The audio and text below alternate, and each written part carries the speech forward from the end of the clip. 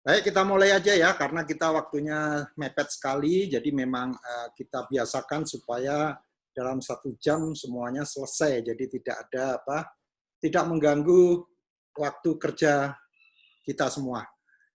Baik, bismillahirrahmanirrahim. Assalamualaikum warahmatullahi wabarakatuh.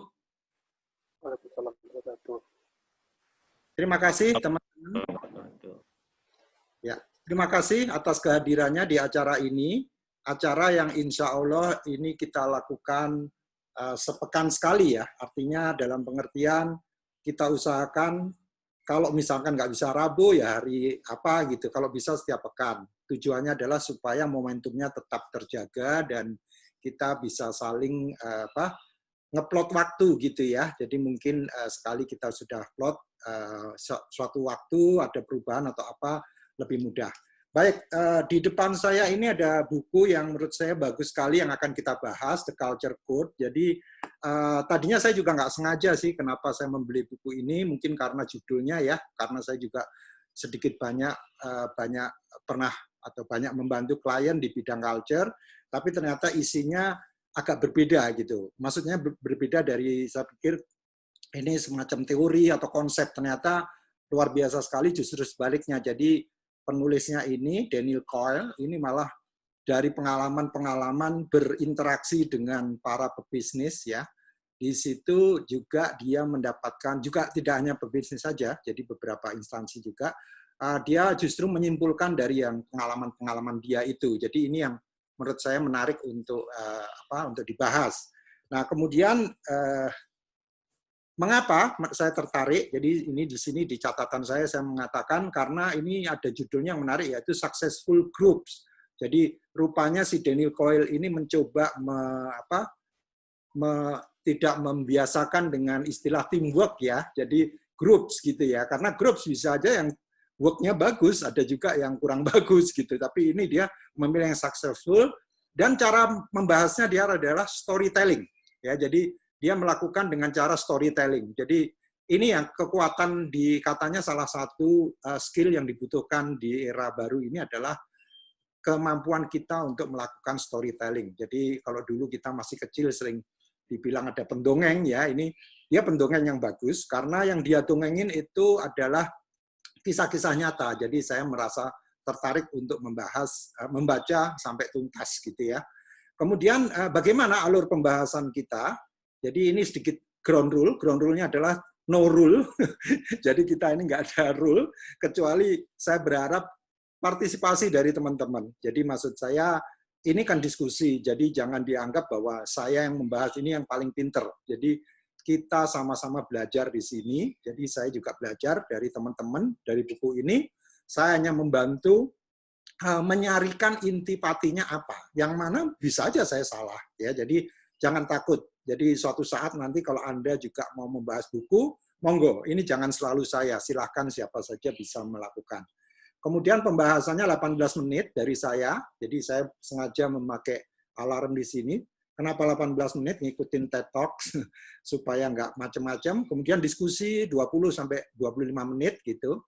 Dan kemudian kalau ada usulan-usulan mungkin 5 atau 10 menit, termasuk buku apa yang mau kita bahas pekan depan, dan yang terakhir tentunya rangkuman ya. Biasanya saya merangkum apa yang kita pelajari dari diskusi pagi hari ini atau siang hari ini. Baik, saya mulai. Jadi pembahasannya saya mulai dengan share screen aja dulu supaya apa istilahnya ya, kita fokus ya supaya saya nggak lari kemana-mana juga gitu ya. Jadi saya sengaja menggunakan slide ini supaya kita benar-benar bisa diingatkan mengenai alur yang benar. Nah, kisah dari buku ini dimulai dengan sebuah permainan ya ini ya. Ada yang bisa tahu nggak ini apa ini? Gambar apa ini? Atau oh sorry tadi saya unmute. Tolong di unmute dulu. Ini apa? Gambar apa ini? Lego ini, Pak. Lego, ya, oke, Lego, benar sekali. Jadi ini sebetulnya mengawali buku ini dia nggak bilang Lego sih. Jadi dia mengawali dengan yang disebut tallest tower. Jadi tower yang tertinggi. Saya rasa ini teman-teman yang sering mengikuti team building sering melakukan ini ya. Jadi di situ dia mengatakan ada suatu lomba yang mengadu antara sebelah kiri business students, yang sebelah kanan adalah anak-anak TK, kindergarten kids ya. Nah, menurut dia tanya di dalam bukunya, menurut Anda siapa yang akan bisa membangun tower tertinggi di antara dua kelompok ini? Ya, Anda semua bisa menebak, ya, ternyata bukan mahasiswa bisnis, tapi malah anak-anak TK. Ya, justru anak-anak TK yang membangun tower tertinggi tersebut. Kenapa? Karena menurut dia, yang business students ini mereka sibuk dengan planning, ya. Kemudian mendata keahlian masing-masing. Lu jago apa? Gua jago apa? Lu jago apa? Gitu ya. Jadi inventorizing the capabilities gitu. Kemudian yang ketiga menyusun strategi. Ya, sementara anak-anak kita tahu sendiri kan, langsung just do it, udah langsung taruh ini dan sebagainya gitu ya. Kemudian langsung dia bikin ininya towernya. Oh ini salah, ini harusnya di sini, ini di situ gitu. Nah itu dijelaskan dengan jelas di buku ini di pembukaan. Jadi pembukaan ini langsung mengatakan mengenai bagaimana ini dua hal ini terjadi. Nah yang ingin ditekankan sama si pengarang ini Daniel Coyle adalah pentingnya group dynamics ya. Jadi itulah yang membuat kita semua berkumpul ini akan membahas mengenai dinamika kelompok. Nah, ini kita akan coba lihat lebih jauh lagi. Nah, ini nggak perlu dijawab, tapi coba Anda bayangkan. Mungkin kalau Anda tahu juga jawabannya nggak apa-apa, tulis saja di chat. Tapi yang penting bukan masalah jawaban Anda benar atau tidak. Ini sebuah logo dari sebuah perusahaan, ya kelas dunia lagi. Ya, dan sekarang masih ada perusahaan ini. Dan ini saya ambil nih logonya pada tahun 2000-an ya, awal 2000 gitu. Nah, kenapa diambil ini logo ini? Karena ada kisah tertentu.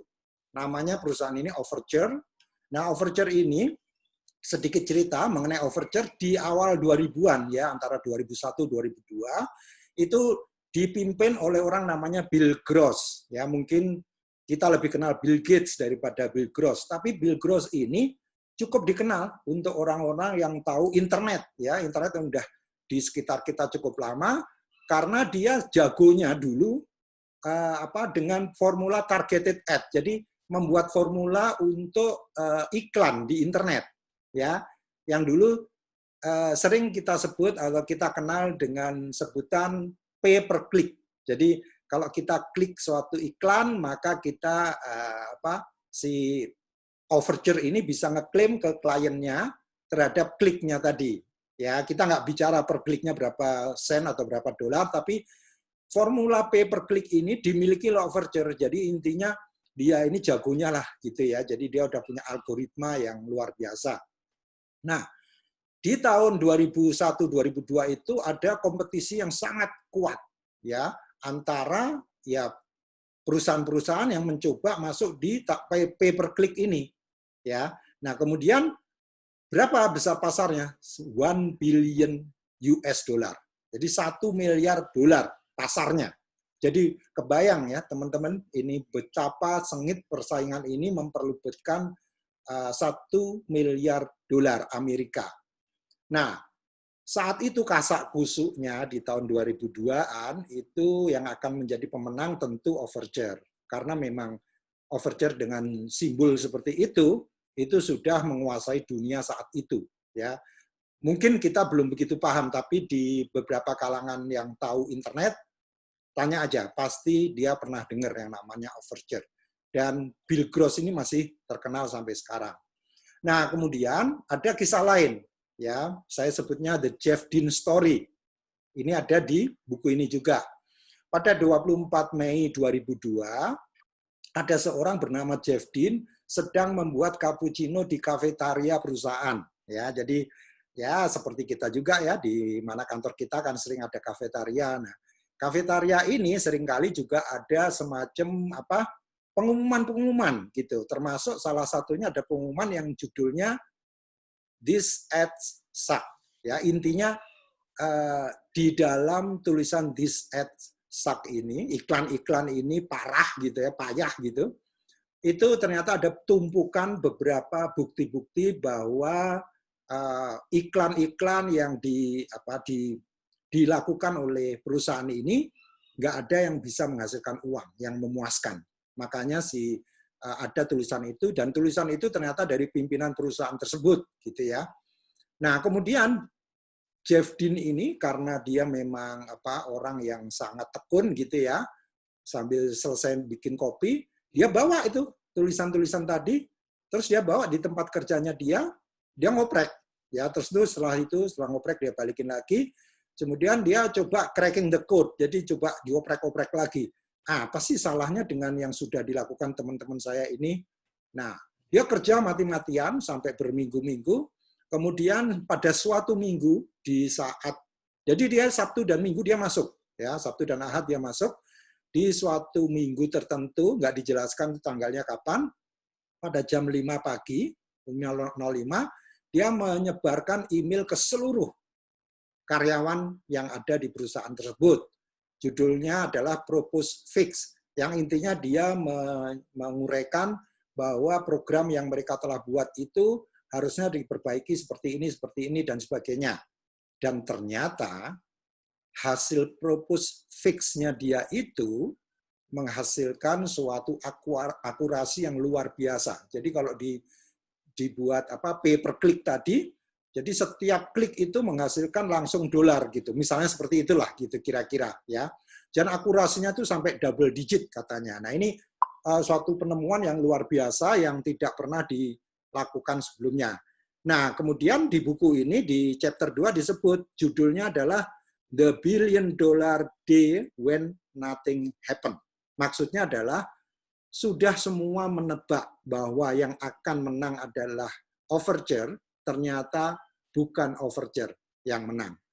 Dan yang menang adalah, seperti teman-teman mungkin sudah bisa menebak, perusahaan yang sangat kecil saat itu. Di tahun 2002, belum banyak dikenal dalam bentuk yang disebut targeted ad ini. Ya, jadi perusahaan ini perusahaan kecil, ya. Anda tentu tahu simbol ini, Google, ya. Jadi Google yang menang. Jadi kisah awal Google itu suksesnya dimulai 2002. Kalau istilahnya tipping point-nya dia itu di 2002 itu. Karena dia bisa menemukan yang disebut AdWords. Ya, jadi AdWords ini, Google AdWords ini, sejarahnya seperti itu teman-teman. Jadi seorang gila yang nama Jeff Dean tadi, jadilah AdWords ini. Dan kita akan lihat bagaimana impact-nya secara finansial. Ya, saya sengaja taruh di sini, tapi sebetulnya bukan ini pokok bahasan kita. Tapi pokok bahasan kita adalah group dynamics. Ya, tapi kita lihat dulu dong financial impact dari group dynamic dari perusahaan Google yang saat itu sudah menerapkan bekerja seenaknya. Maksudnya seenaknya di sini benar-benar orang merasa bebas bicara sama siapapun, bahkan dengan CEO-nya Larry Page sama Sergey Brin, nggak ada masalah. Jadi mereka bukan perusahaan yang birokratik, tapi sangat-sangat egaliter. Ya, jadi sama pimpinan itu udah sama kayak lu gue lah gitu. Ya, jadi udah kayak teman semua, ya. Tapi luar biasa. Jadi mereka merasa aman. Profitnya dalam 1 tahun, teman-teman. Profit loh ya, bukan pendapatan, profit ya. Jadi labanya itu dari 6 juta dolar menjadi 99 juta dolar 1 tahun kemudian. Ya, ini luar biasa, hanya dalam 1 tahun profitnya menanjak hanya gara-gara kerjaannya si Jeff Dean tadi. Ya, kemudian revenue-nya pada tahun 2014 itu, jadi pendapatan ya ini top line-nya 160 juta per hari. Ya, tinggal dikalikan ya per bulannya berapa, per tahunnya berapa. Itu tahun 2014.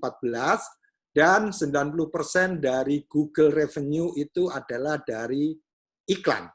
Ya, sedangkan dia sendiri sebetulnya mengembangkan semua research and development-nya itu ya dari hasilnya AdWords ini. Luar biasa sekali. Jadi dia punya research itu selalu menggunakan hasil dari AdWords ini. Nah, sekarang kita lihat, kita masuk kepada apa sih yang membedakan dua perusahaan ini. Ya, perusahaan yang kalah kita sebut tadi Overture. ya, birokratik, ya, terlalu birokratis. Ya, apa-apa harus ada approval proses yang jelas, ya. Bill Gross, karena yang punya duit Bill Gross, ya. Jadi Bill Gross ini pokoknya kalau lu bikin apa-apa analisisnya harus jelas, ya. Kalau nggak jelas, forget it, gitu ya. Jadi ini dia memberikan suatu pemahaman yang jelas sekali bahwa yang namanya approval itu harus jelas dan sifat perusahaannya itu formal, ya, apa-apa harus ada memo, ada apa segala macam.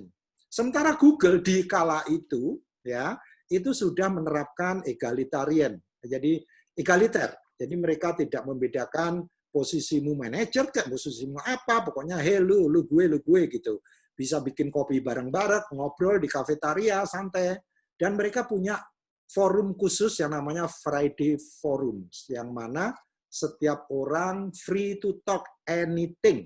Ya, mereka ngomongin apapun, nggak hanya programming, tapi ngomongin apapun about life, mereka fasilitasi dalam Friday Forums, dan mereka bisa bilang kepada si Larry Page sama Sergey Brin sebagai CEO, jadi mereka nggak masalah gitu apa ngomong dengan atasan.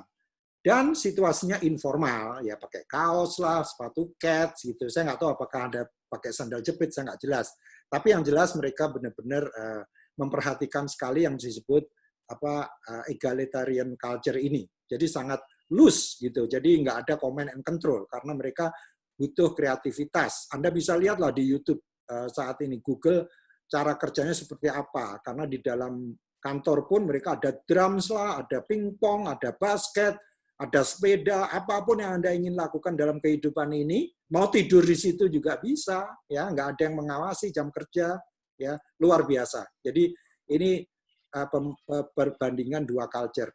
Nah, ini yang kita akan bahas, teman-teman. Kita sedikit lupakan Google dan Overture ini. Jadi secara garis besar, ya, buku ini memuat tiga hal, tiga rahasia, ya. Tiga rahasia ini semuanya merupakan hasil dari olahan si pengarangnya ini setelah bertemu dengan beberapa perusahaan yang kisahnya begitu menarik diulaskan di buku ini. Dan itu adalah suatu contoh yang bagus sekali karena memang yang penting kayak kisahnya Google tadi adalah safe connection. Jadi antara satu employee dengan employee lain, bukan dengan manager ya, dengan employee aja itu ada apa istilahnya? Tidak ada istilah sikut menyikut lah ya. Jadi seperti teman sama teman gitu. Ya, jadi kayak teman main gitu. Nah, itu merupakan salah satu dari tiga rahasia. Jadi rahasia pertama adalah membangun safety. Jadi orang merasa aman, merasa nyaman bekerja di situ. Tidak merasa stres. Jadi kalau melakukan pekerjaan yang sifatnya berat, mereka melakukannya dengan senang hati, bukan dengan terpaksa gitu, karena mereka secara sukarela melakukannya.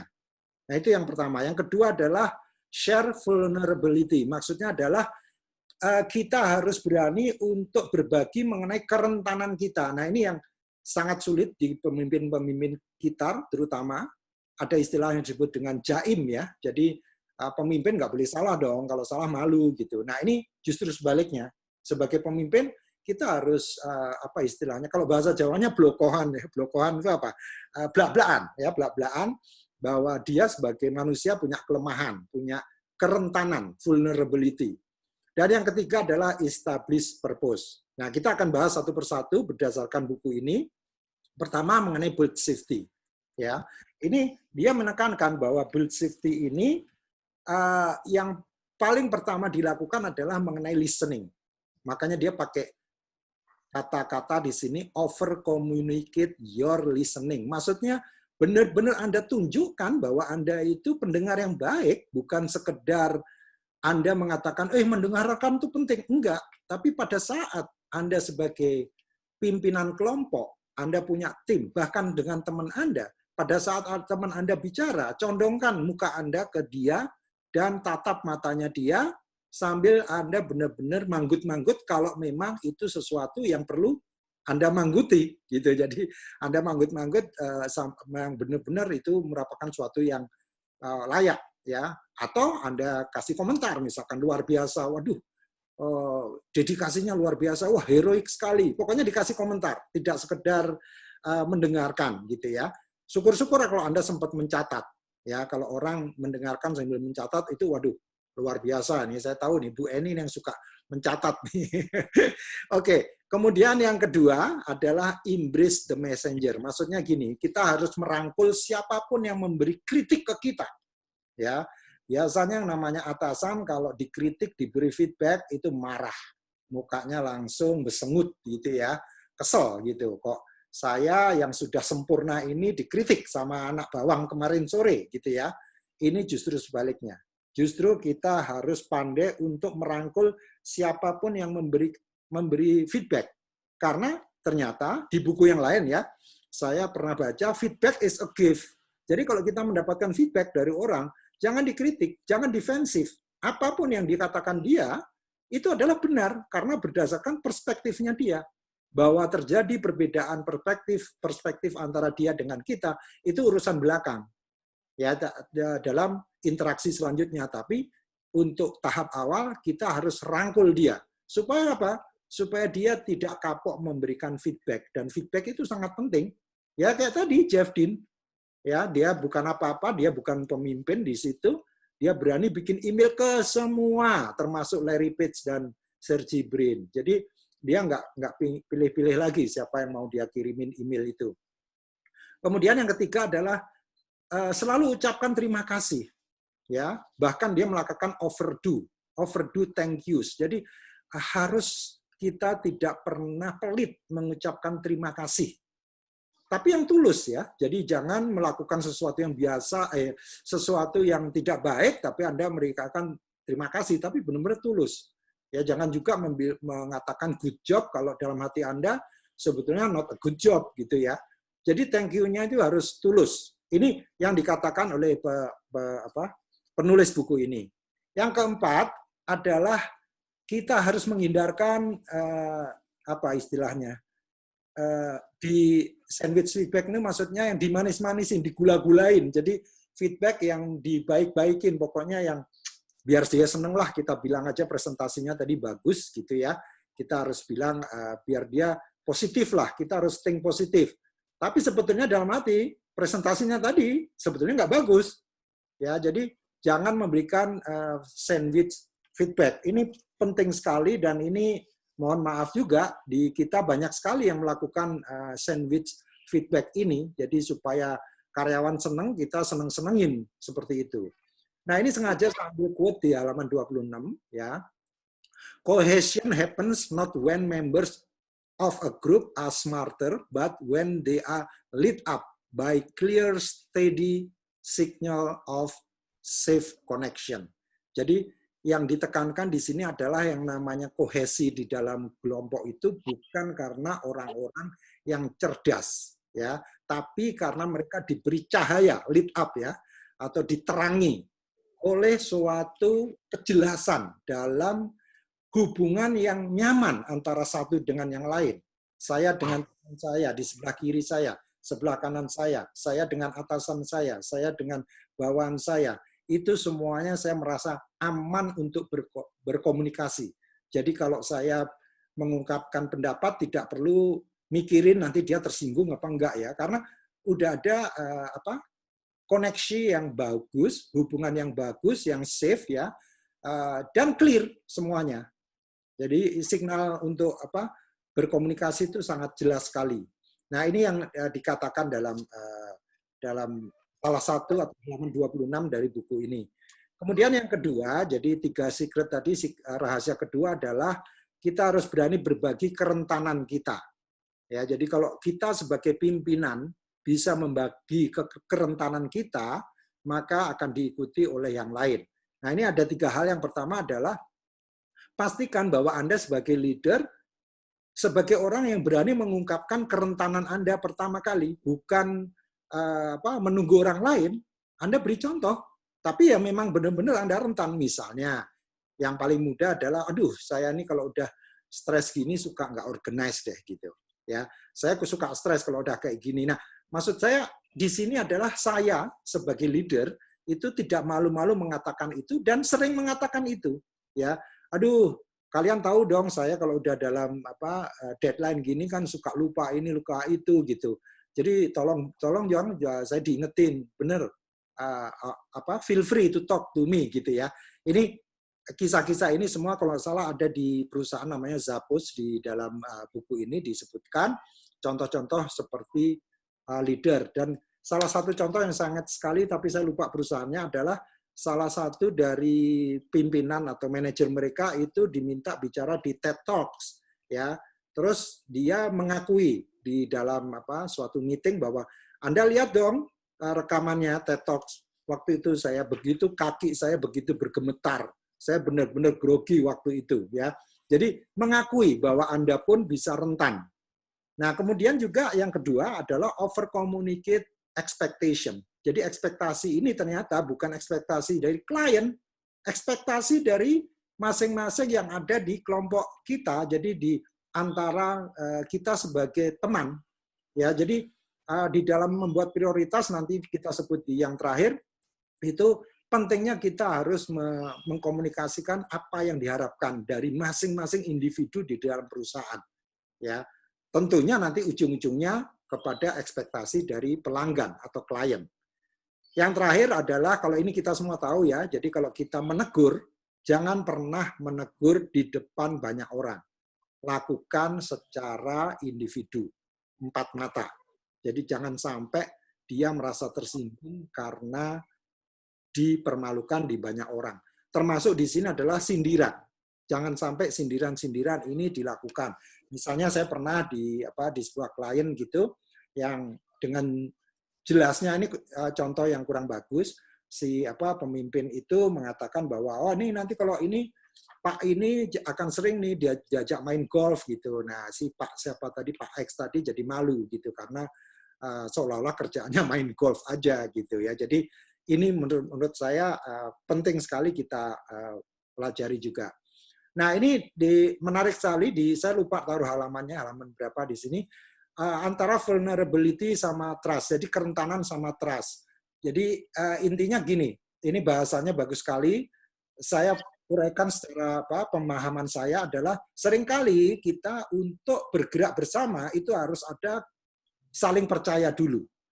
Menurut dia tidak, ternyata berdasarkan survei, berdasarkan risetnya dia, sebaliknya. Justru kita masing-masing maju bareng dengan masing-masing kelemahan, masing-masing kerentanan, setelah itu akan terbangun, saling membantu, dan terbangunlah trust. Ya, jadi kalau kita dulu biasanya, wah, gua nggak bisa nih kerja sama dia, gua belum ada trust nih sama dia, mesti ada trust dulu. Enggak, wrong menurut dia.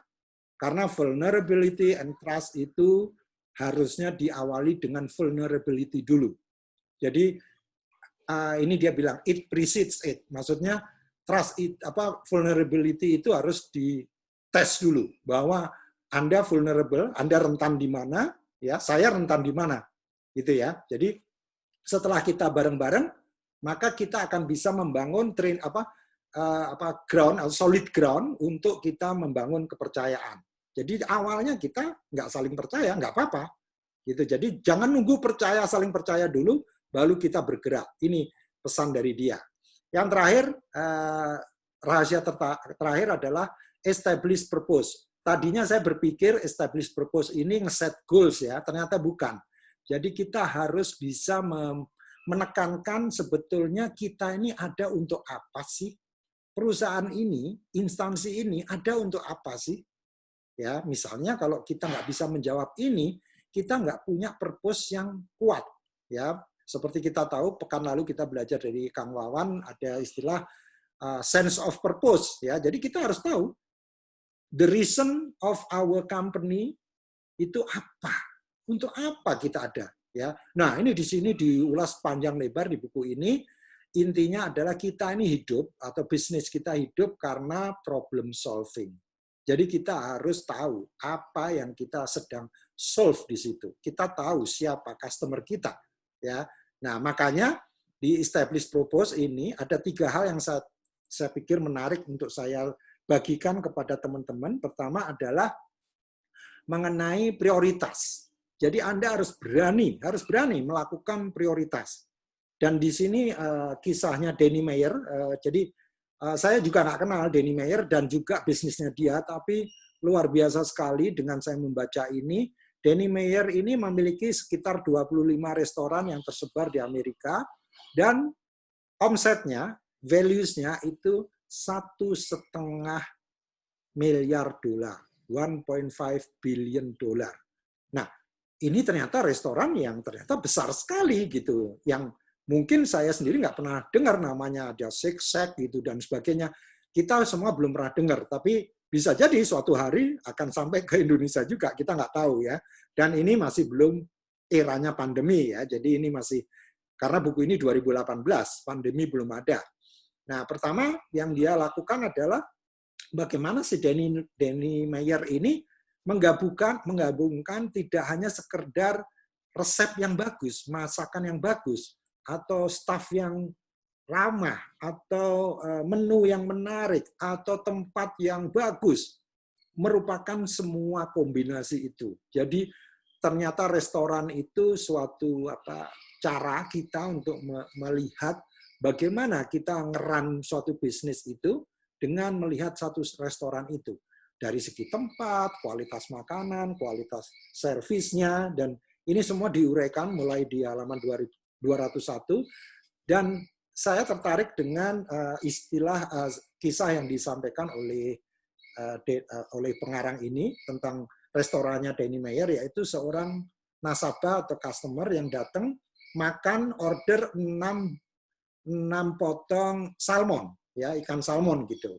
Nah, baru dimakan separuh, mungkin 3 gitu, dia merasa sudah tidak menarik lagi ternyata. Jadi dia minta supaya salmonnya diganti dengan menu yang lain, ya. Nah, memang ini kesalahannya customer, ya. Nah, kemudian istilahnya pelayan tadi itu menanyakan ke bosnya, gimana ya yang 3 lagi kita charge nggak ke dia gitu. Ya bosnya berpikir bisnis ya di charge aja gitu. Nah ternyata si customer ini tersinggung gitu, karena tersinggungnya bukan masalah disuruh bayar. Ya ini menarik ini. Dia nggak marah mengenai disuruh bayar, bahwa 6 potong salmon itu dia bayar, termasuk yang dipesan lagi, nggak dijelaskan itu mungkin daging yang lain yang dia makan. Tapi intinya adalah dia menulis surat kepada si Danny Meyer ini atau SMS bahwa dia merasa tersinggung ketika pulang dikasih istilahnya goodie bag isinya 3 potong salmon yang dia tidak makan. Coba teman-teman bayangkan. Kalau kita biasanya makan di restoran, 3 nggak dimakan, kita yang minta dibungkus kan. Kalau ini si customernya merasa tersinggung. Jadi mungkin ini orang kaya lah ya, orang kaya yang 3 potong salmon cuma berapa dolar sih, ngapain sih gue bawa pulang, kasarnya gitu ya. Dia juga nggak minta untuk dibungkusin, tapi si pelayan tadi dengan serta-merta memberikan sisa yang 3 nggak kemakan tadi dibungkus dan diserahkan tanpa menanyakan apakah perlu ini saya bungkus untuk dibawa pulang. Ya, jadi langsung dikasih. Jadi customernya marah. Nah, jadi dari sini Danny Meyer sebagai bosnya merasa perlu untuk mengumpulkan timnya untuk bersama-sama memecahkan masalah ini. Nah, ini contoh yang bagus sekali. Yang kedua adalah gunakan artifacts. Artifacts itu semacam benda-benda. Kalau ini saya ingat waktu saya membantu sebuah klien ini memiliki yang namanya jam kerja atau disiplin yang kurang bagus, sehingga adanya new culture itu seorang manajer punya ide, dia menaruh membeli sekitar 10 atau 20 monyet-monyet boneka monyet ya, untuk ditaruh ke security. Jadi dia bilang ke security gini, Pak, kalau saya datang telat, bahkan telat cuma 1 detik, tolong taruh monyet ini di dalam meja saya, di dalam kamar saya, di meja saya, Pak. Ya, jadi setiap pekan dia menghitung ada berapa monyet. Ya, kalau ada 5 monyet berarti dalam 1 pekan itu dia telat 5 kali. Jadi dari Senin sampai Jumat dia nggak pernah on time. Ya, jadi dia menghukum dirinya dengan diketawai oleh monyet-monyetan tadi. Jadi ini yang sebagai contoh use artifacts tadi. Kemudian yang terakhir adalah, ini sebetulnya gampang sekali, embrace the use of catchphrases. Ini catchphrases ini kalau bahasa kita slogan. Ya, ini Kalau ini orang Indonesia gampang sekali ya. Jadi yang ketiga ini saya langsung aja kasih contohnya di sini dari beberapa yang ada di buku ini. Ya, jadi dia mengatakan yang namanya slogan atau catchphrases ini harus simple, action oriented, dan forthright. Forthright ini maksudnya jelas, terang, dan berorientasi pada ke depan gitu ya, forthright gitu ya. Jadi ini yang syarat membuat slogan. Jadi slogan itu harus simple, action oriented, dan forthright. Ini contohnya di sebuah perusahaan namanya IDEO, di dalam buku ini ada juga dia bikin talk less, do more, lebih banyak melakukan daripada berbicara. Work hard, be nice. Ini perusahaan namanya KIPP, KIPP. Kemudian create fun and a little weirdness, Zappos. Jadi ini fun dan juga kadang-kadang kalau perlu kita agak gila gitu ya. Jadi agak weird, agak aneh gitu. Jadi ini suatu slogan yang menyemangati mereka-mereka semua. Atau ini kalau ini dari salah satu yang klien yang saya kenal, yaitu PT Surveyor Indonesia. Mungkin ada teman-teman dari Surveyor Indonesia, mereka pakai no or never. Ya, artinya kalau kita nggak kerjakan sekarang, ya kita nggak akan bisa mendapat kesuksesan gitu. Artinya ini slogan untuk supaya kita lebih banyak bertindak. Ya, kalau Nike kita tahu just do it, misalnya seperti itu ya. Jadi ini yang membuat kita bersemangat. Kita juga sering dengar misalnya melayani dengan hati gitu. Tapi ternyata menurut saya nggak masuk dalam kategori ini karena nggak action oriented. Bagaimana kita bisa melihat hati seseorang? Kenapa nggak melayani dengan senyum misalnya? Ya, jadi harus action oriented. Ini kayaknya mudah tapi perlu pemikiran yang mendalam. Jadi saya rangkum di sini teman-teman, ada tiga rahasia sukses untuk membangun group dynamics ini. Pertama adalah membangun safety, jadi orang-orang merasa safe nanti untuk berbicara atau berkarya. Kemudian yang kedua adalah share vulnerability, yaitu membagikan kerentanan kita masing-masing. Jadi tanpa malu-malu kita membagi kerentanan. Dan yang terakhir adalah establish purpose. Maksudnya kita harus bisa membuat prioritas mana yang penting dan mana yang perlu kita utamakan. Apakah customer dulu atau teman atau komunitas dan sebagainya. Bahkan ini menariknya dalam sesi yang dilakukan, justru yang diutamakan kepada rekan kerja dulu yang prioritas utama, bukannya ke klien. Ya, jadi ini yang dilakukan. Baik, ini yang bisa saya lakukan dan silakan kalau ada pertanyaan kita masuk ke diskusi tanya jawab terkait buku ini. Jadi terkait mungkin juga contoh-contoh saya yang mungkin bagi teman-teman ada yang perlu berbagi mengenai contoh-contoh real yang dihadapi sehari-hari. Demikian. Terima kasih. Silakan kalau ada pertanyaan atau komentar sambil saya juga melihat kalau ada yang ini ada beberapa yang join lagi. Oke. Silakan. Ada yang mau dibahas, nggak usah malu-malu. Walaupun belum semuanya saling kenal ya, kita santai aja supaya kita bisa saling belajar gitu. Jangan lupa di-unmute dulu. Assalamualaikum Pak Gatot. Waalaikumsalam Pak Afrina. Terima kasih banyak Pak atas kesempatannya yang diberikan Pak. Saya senang sekali bisa ikut sinopsis buku yang Bapak sampaikan ini, The Culture Code. Ya, sangat bermanfaat sekali yang Bapak sampaikan Pak.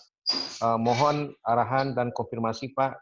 Jadi kita kan dalam beberapa catatan tadi yang saya katakan itu ada pentingnya kita mengkomunikasikan apa yang kelemahan kita pun juga Pak ya kepada tim kita gitu ya.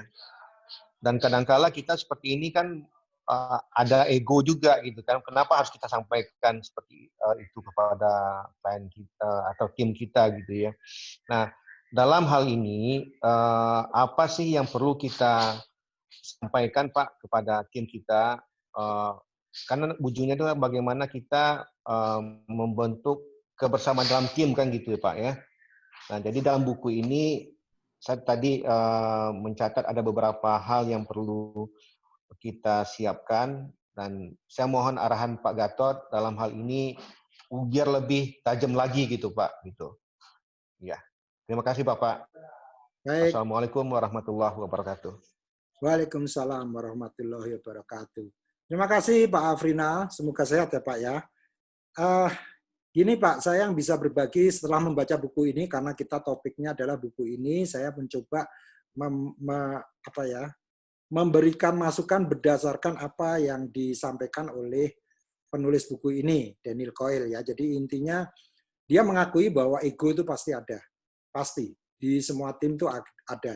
Justru bagaimana tantangan kita sebagai tim leader atau bahkan sebagai sesama team members itu bisa saling mengerti adanya ego. Karena ego kan tidak harus negatif Pak ya. Jadi bisa jadi ego itu kita manfaatkan yang positifnya gitu. Nah, itu tadi Pak, kembali kepada membangun rasa nyaman. Jadi kalau kita lihat tadi ya, contoh Jeff Dean tadi, mungkin kalau itu kejadian di perusahaan kita, mungkin ada yang nyinyir, ada yang ngebully gini.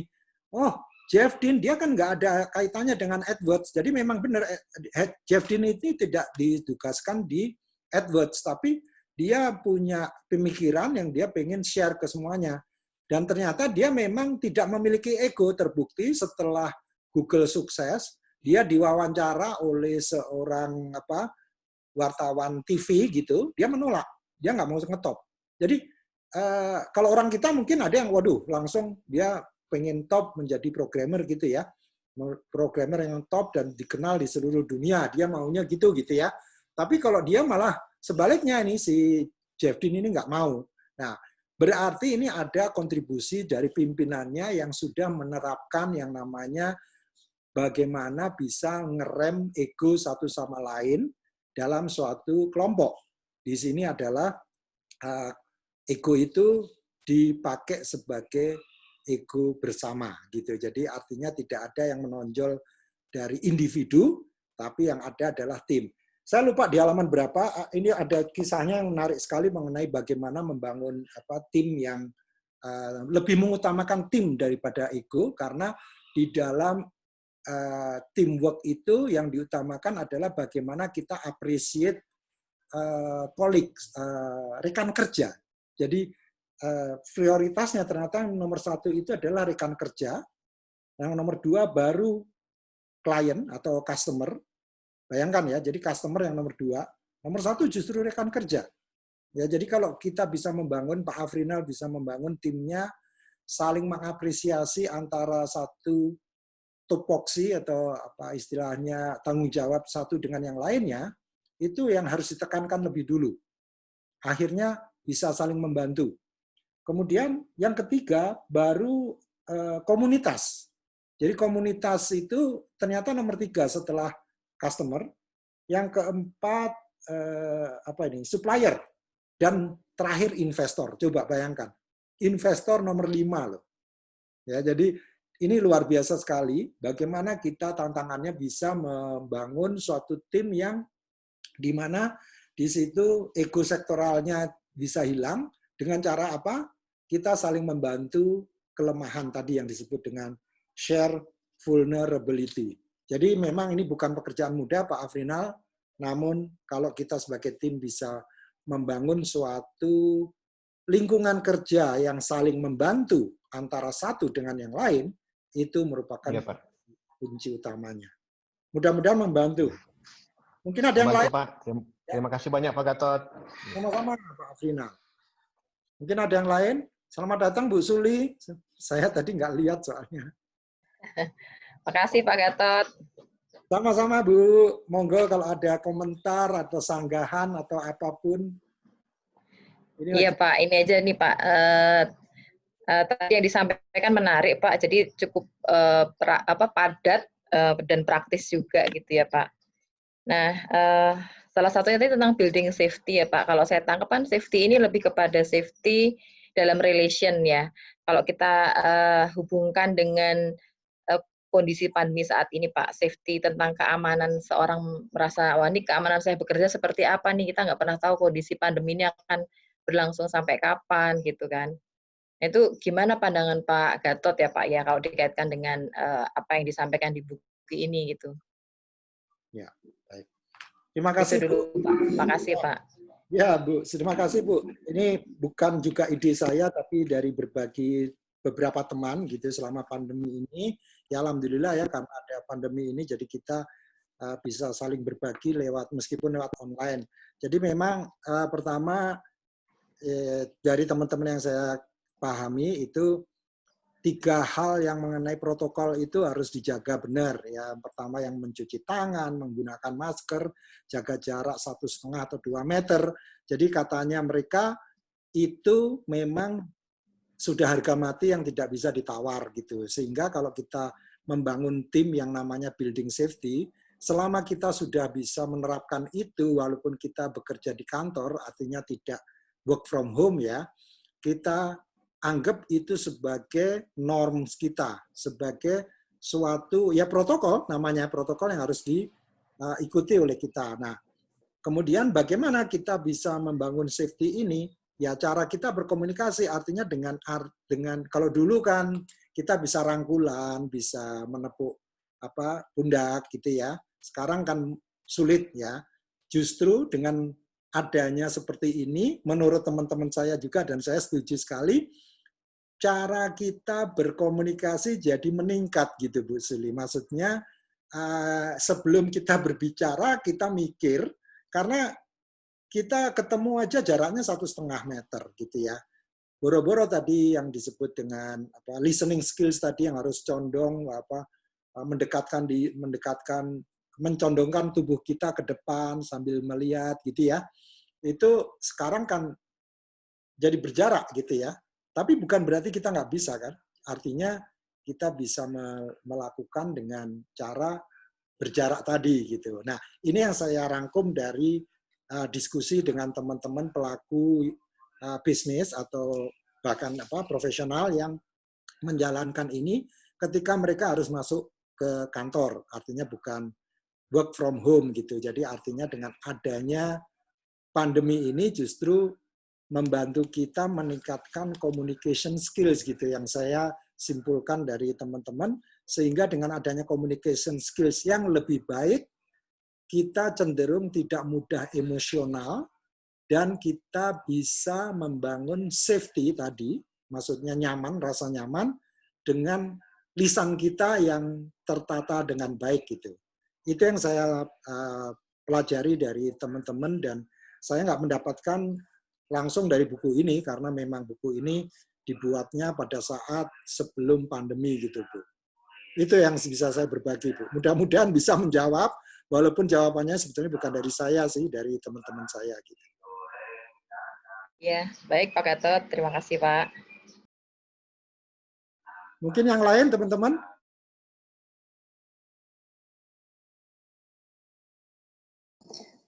Menarik nih Pak, tadi, oh iya Pak Gatot, Vina Pak, dari Wika Pak.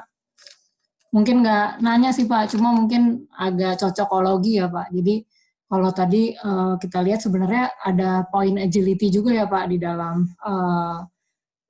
egaliter tadi ya Pak. Ya, artinya sebenarnya semakin sedikit birokrasi yang berjalan di suatu perusahaan, sebenarnya sikap agility mungkin dari karyawan ataupun dari tim leader itu mungkin akan lebih semakin bisa terekspresikan gitu ya Pak. Maksudnya artinya ketika punya ide mungkin bisa langsung eksekusi gitu, misalnya tanpa misalnya harus keliling dulu gitu sampai udah kelewatan momennya duluan gitu Pak. Ya. Baik, Mbak Vina, terima kasih. Benar juga nih, karena memang ada komponen di situ agility.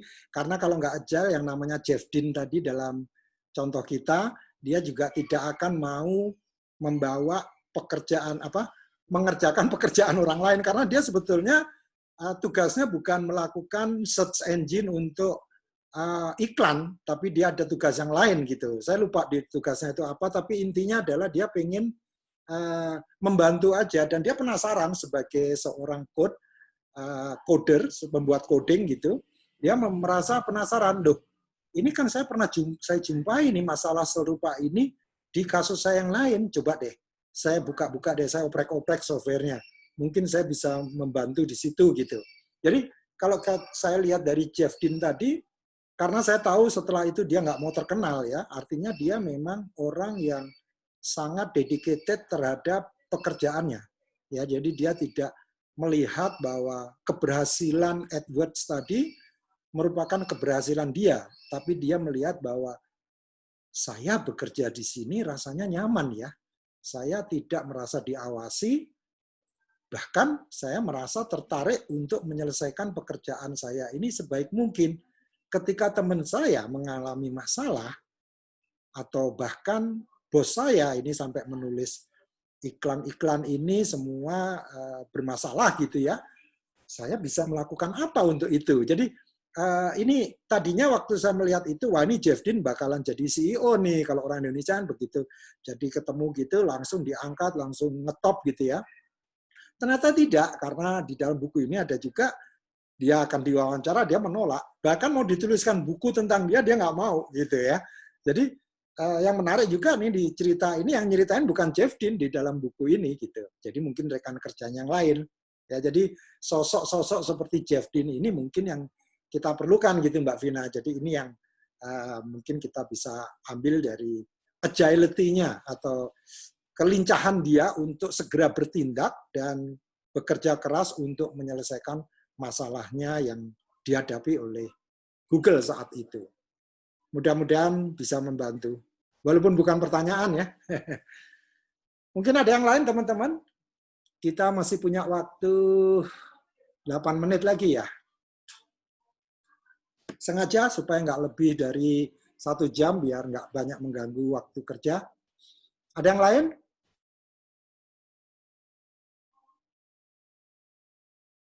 Malu-malu? Apa mesti ditutup? Belum ada yang lain, saya nambah deh Pak. Oh nggak apa-apa, nggak apa-apa. Ini dari kita untuk kita kok Bu. Jadi nggak ada salah benar. Jawaban dari saya juga belum tentu yang 100% benar. Monggo Bu. Ini mungkin melanjutkan tadi pertanyaan Pak Afrinal ya. Jadi tadi Bapak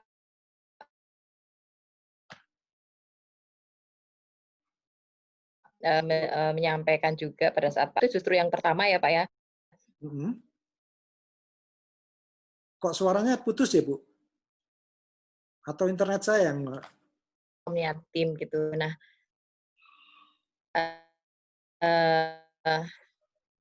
kayaknya internet saya sih Pak. Mohon maaf ini diudik nih Pak. Nggak apa-apa, tapi sekarang udah jelas Bu. Udah jelas kah Pak? Udah jelas. Udah ya Pak? Udah.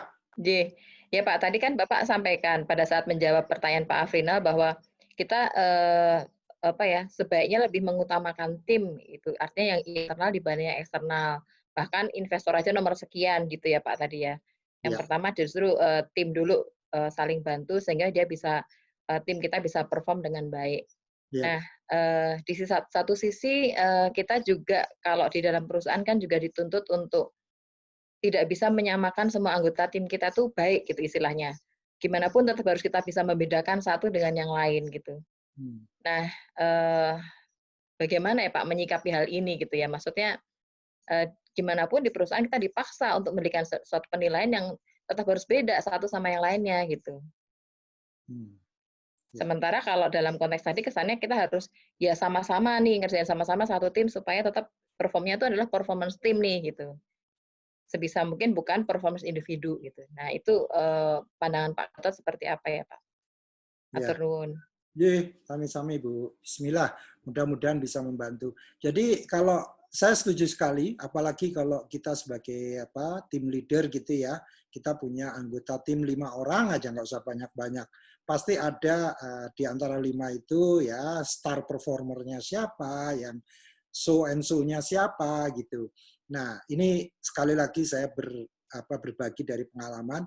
Ternyata yang so and so pun gitu pada suatu task tertentu yang memang pas dengan dia, itu kita bisa tampil sebagai satu tim yang solid. Dalam pengertian begini Bu, yang so and so atau yang mediocre atau bahkan yang non performer pun itu bisa terbawa atau katut ya. Nah, di sini menariknya begini, ini juga bagian dari buku ini, saya juga langsung ingat, tolong dibedakan antara performance evaluation sama people development. Karena begini, dia bilang, salah besar kalau kita melakukan performance evaluation, setelah itu kita kaitkan dengan people development. Karena apa? Pada saat kita melakukan performance evaluation, itu yang terjadi adalah judgment. Ya, kita dipaksa harus melakukan judgment. Jadi kalau saya sebagai atasan atau Bu Suli sebagai atasan, memberikan judgment si A berapa, nilainya si B berapa, si C berapa, dan sebagainya.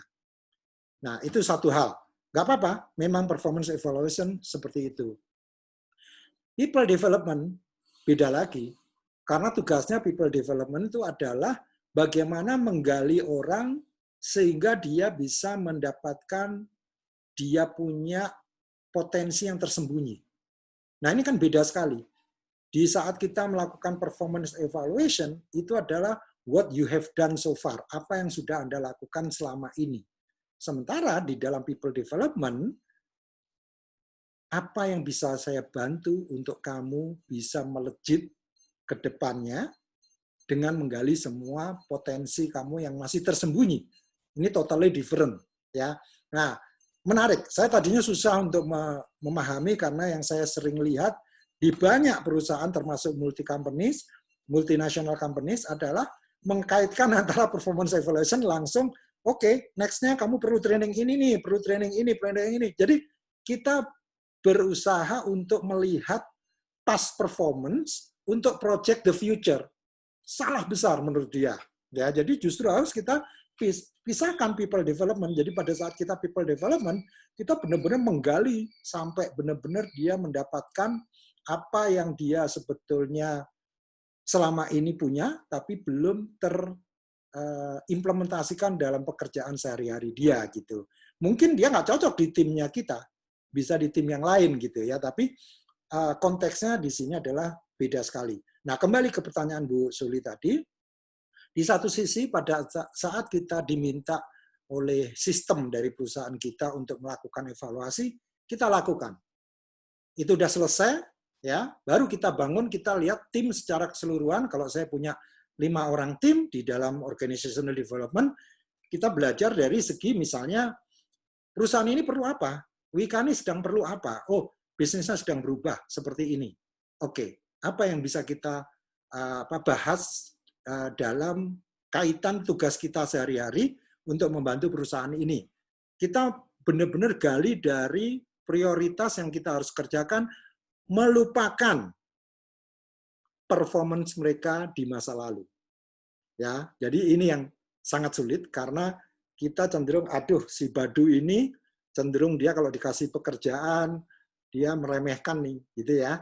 Nah, ini justru tugas kita bagaimana hal-hal yang tadinya kita menganggap dia akan meremehkan menjadi suatu hal yang menarik. Nah, ini bukan hal yang mudah sih, Bu Suli, dan saya nggak tahu kalau saya harus dalam posisi seperti ini, itu yang paling bisa saya lakukan. Jadi saya akan gali dia untuk mendapatkan untapped potensialnya dia gitu. Jadi lupakan masa lalunya dia yang dia nggak perform. Di luar masalah integrity ya Bu ya, karena kalau integrity, jadi gini, kalau ini quote-nya dari Simon Sinek, bukan dari buku ini, dia bilang gini, trust itu dibangun atas 2 hal.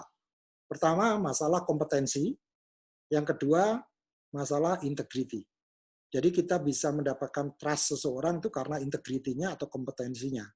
Nah, kalau masalahnya kompetensi, itu nggak apa-apa.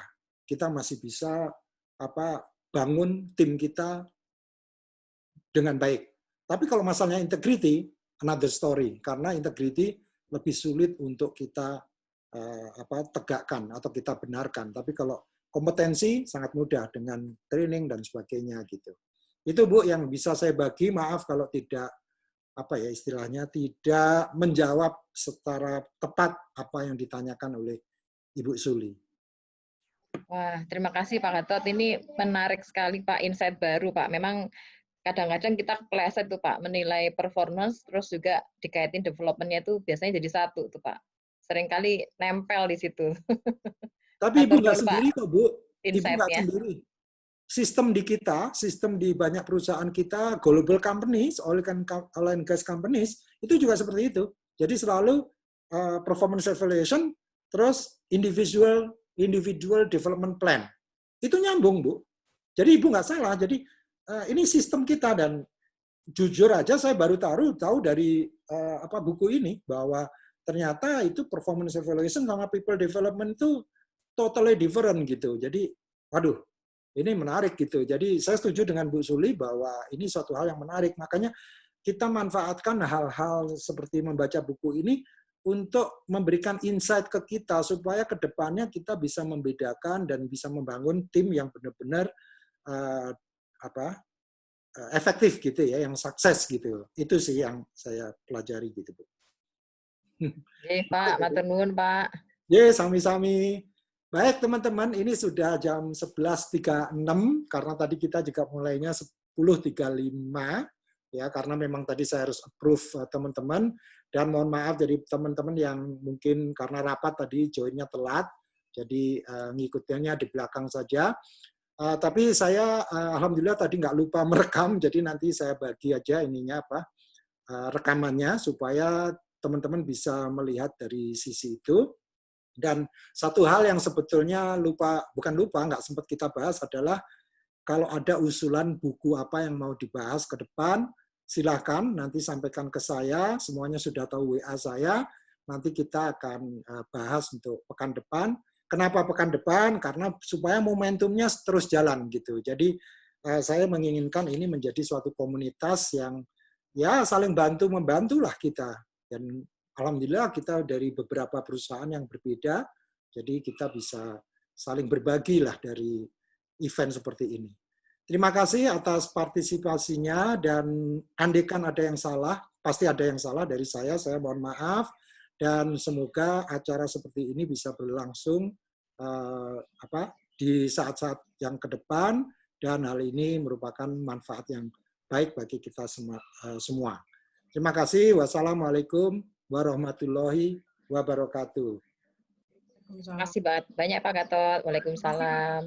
Terima kasih banyak Pak Gatot. Waalaikumsalam warahmatullahi wabarakatuh. Silakan. Terima kasih banyak Pak Gatot. Semoga sehat selalu Pak.